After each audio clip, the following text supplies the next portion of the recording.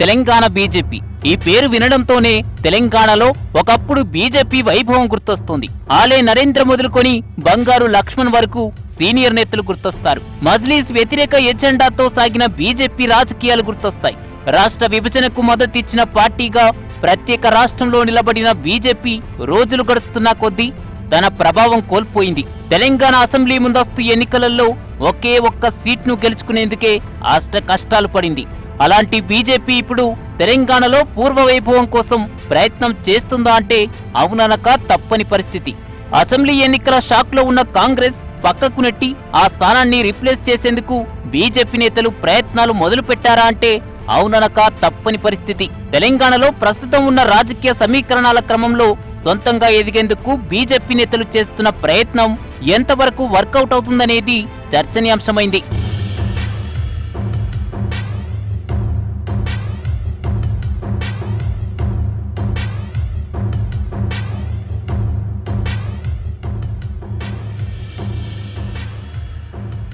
Telangana BJP అని చెప్పుకునే ముందు ఉమ్మడి రాష్ట్రంలో బీజేపీ గురించి కూడా టచ్ చేయాలి. దత్తాత్రేయ మొదలుకొని బద్దం బాలరెడ్డి, ఆలే నరేంద్ర మొదలుకొని కిషన్ రెడ్డి వరకు బీజేపీ ద్వారా రాష్ట్ర రాజకీయాల్లో హైలైట్ అయిన వాళ్ళు చాలా మందే ఉన్నారు. ముఖ్యంగా ఎంఐఎం యాంటీ పాలిటిక్స్ బేస్ గా హైదరాబాద్ లో బీజేపీ నేతలు తమ స్థానాన్ని పదిలం చేసుకున్నారు. అసలు ఏండ్ల తరబడి పాత బస్తీ కేంద్రంగా నడిచిన ఎంఐఎం వర్సెస్ బీజేపీ అన్న రాజకీయాలు కాషాయ పార్టీకి తెలంగాణలో సొంత గుర్తింపును తెచ్చాయి. ఈ క్రమంలోనే దత్తాత్రేయ లాంటి వాళ్ళు కేంద్ర మంత్రులైన సందర్భాలు, మురళీధర్ లాంటి వాళ్ళు కేంద్ర బీజేపీలో కీలక పాత్ర పోషించిన సందర్భాలు అనేకమున్నాయి.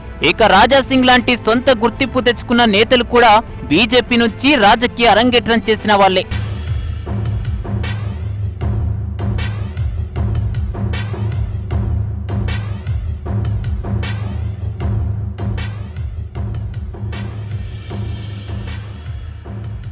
ఏళ్ల తరబడి బీజేపీ తన రాజకీయం కోసం మజ్లీస్ వ్యతిరేక పునాదులపైనే ఆధారపడిన సందర్భాలు జనానికి కూడా విసుగు తెప్పించాయి. ఈ క్రమంలోనే బీజేపీ నేతలు తెలంగాణ వ్యాప్తంగా తమ పార్టీ విస్తరణకు కూడా పక్కన పెట్టి హైదరాబాద్ వరకే పరిమితం కావాల్సిన పరిస్థితి. చెప్పుకోదగ్గ నేతలు ఉండి కూడా జిల్లా స్థాయిలో అనుకున్నంత బలపడలేని సిచ్యువేషన్. ఎంఐఎం వ్యతిరేక ఆర్ఎస్ఎస్ ఎజెండాపై బోరు కొట్టిన ప్రజలు తమ దృష్టిని బీజేపీ నుంచి పక్కకు మళ్లించారు. ఫలితం బీజేపీ తెలంగాణలో గడ్డు పరిస్థితులను ఎదుర్కోవాల్సి వచ్చింది. ఇలాంటి సమయంలో తెర మీదకు వచ్చిన ప్రత్యేక తెలంగాణ ఉద్యమం బీజేపీకి తిరిగి కొంతమేరకు ఊపిరిపోసింది.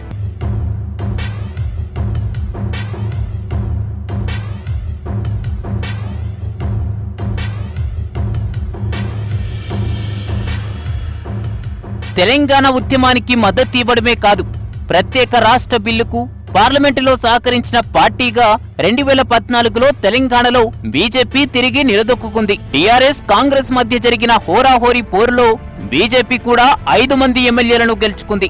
అయితే ఆ తర్వాతే బీజేపీకి అసలు కష్టాలు ప్రారంభమయ్యాయి. బీజేపీ ఎమ్మెల్యేలు ఎవరూ టీఆర్ఎస్ ఆపరేషన్ ఆకర్ష్ పరిధిలో లేకపోయినా పార్టీ ఇమేజ్ ను నిలబెట్టుకోవడంలో బీజేపీ నేతలు ఫెయిల్ అయ్యారన్నది వాస్తవం. కిషన్ రెడ్డి స్థానంలో రాష్ట్ర బీజేపీ అధ్యక్షుడిగా లక్ష్మణ్ ను తెచ్చినా పెద్దగా మార్పు లేదు. మరీ ముఖ్యంగా అధికార పార్టీ టీఆర్ఎస్ విషయంలో కేంద్ర బీజేపీ పెద్దలు అనుసరించిన సానుకూల వైఖరి తెలంగాణ బీజేపీ నేతలకు ఇబ్బందిగా మారింది. అసలు అధికార పార్టీపై ఒక దశలో ఎలాంటి స్టాండ్ తీసుకోవాలో తెలియని పరిస్థితి. ఇదే అంశం ప్రతిపక్ష కాంగ్రెస్ కు చాలా సందర్భాల్లో ఆయుధంగా కూడా మారింది.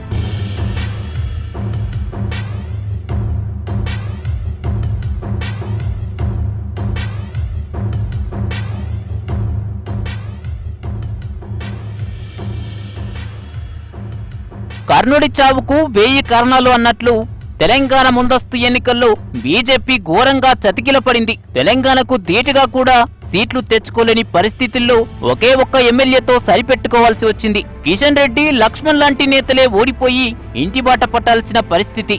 ఆచారి, బండి సంజయ్ లాంటి వాళ్ళు జిల్లాలో తమ గెలుపు కోసం సర్వశక్తులు ఒడ్డి అధికార పార్టీపై పోరాటం చేసినా వాళ్ల కష్టమంతా బూడిదలో పోసిన పన్నీరైంది. ఇంత జరిగాక గాని బీజేపీ నేతల కళ్ళు తెరుచుకోలేదు. ముందస్తు ఎన్నికల్లో జరిగిన తప్పును లోక్సభ ఎన్నికల్లో రిపీట్ చేయొద్దనే పట్టుదలతో మొన్నటి ఎంపీ ఎన్నికల్లో అభ్యర్థుల ఎంపికపై బీజేపీ నేతలు ముందు నుంచి సీరియస్ ఫోకస్ పెట్టారు.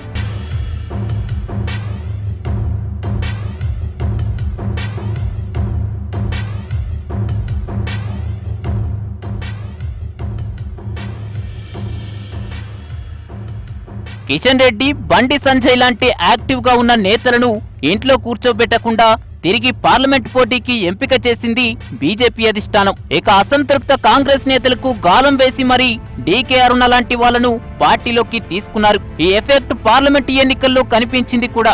ఇక ఒకవైపు మోడీ, మరోవైపు అమిత్ షాతో పాటు బీజేపీ అగ్రనేతలు కూడా తెలంగాణ పార్లమెంటు ఎన్నికలలో బీజేపీ తరపున ప్రచారం చేశారు. అభ్యర్థులు కూడా టీఆర్ఎస్ తో డి అంటూ ఫైట్ చేశారు. నిజామాబాద్, సికింద్రాబాద్, మహబూబ్ నగర్, కరీంనగర్ లాంటి చోట్ల టీఆర్ఎస్ అభ్యర్థులకు బీజేపీ అభ్యర్థులు చుక్కలు చూపించగలిగారు.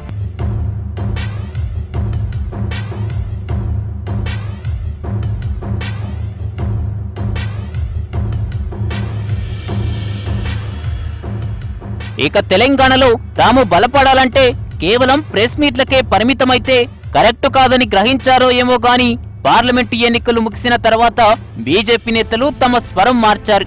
అధికార టీఆర్ఎస్ తో డి అంటే డి అంటున్నారు. మాటకు ముందు ప్రతి ఇష్యూపై టీఆర్ఎస్ సర్కారును టార్గెట్ చేస్తున్నారు. ఇదే సమయంలో అసెంబ్లీ ఎన్నికల్లో అధికారంలోకి రాలేకపోయామన్న షాక్ లో ఉన్న కాంగ్రెస్ నేతలు ఇంకా పూర్తిగా కోలుకోలేదు. అందుకే ఈ గ్యాప్ ను బీజేపీ నేతలు తమకు అనుకూలంగా మార్చుకునే ప్రయత్నం చేస్తున్నారు. తెలంగాణలో సంచలనం సృష్టించిన ఇంటర్ విద్యార్థుల ఆత్మహత్యలపై అఖిల పక్షాలన్నీ ఏకమై పోరాటం చేస్తుంటే బీజేపీ అధ్యక్షుడు లక్ష్మణ్ మాత్రం ఏకంగా నిరాహార దీక్షకే దిగాడు. ఈ దీక్షకు బీజేపీ జాతీయ నేతలు కూడా మద్దతు తెలిపే పరిస్థితి. ఇదే సమయంలో అధికార పార్టీని ఇరుకున పెట్టేందుకు వచ్చిన అవకాశాన్ని కూడా వదిలిపెట్టకుండా కమలనాథులు హడావుడి చేస్తున్నారు.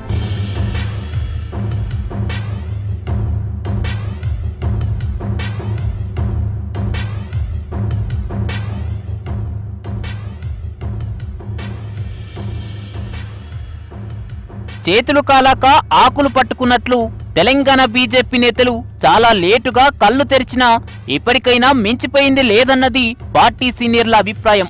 ఇదే ఫ్లో కొనసాగిస్తే తెలంగాణలో పార్టీకి తిరిగి పూర్వ వైభవం వస్తుందనేది మెజారిటీ నేతల ధీమా. ఇలాంటి పరిస్థితుల్లో కాషాయ దళం ధీమా తెలంగాణలో బీజేపీకి ఎంతవరకు ఊపిరిపోస్తుందనేది ఇప్పుడు ఆసక్తిని కలిగిస్తున్న అంశం.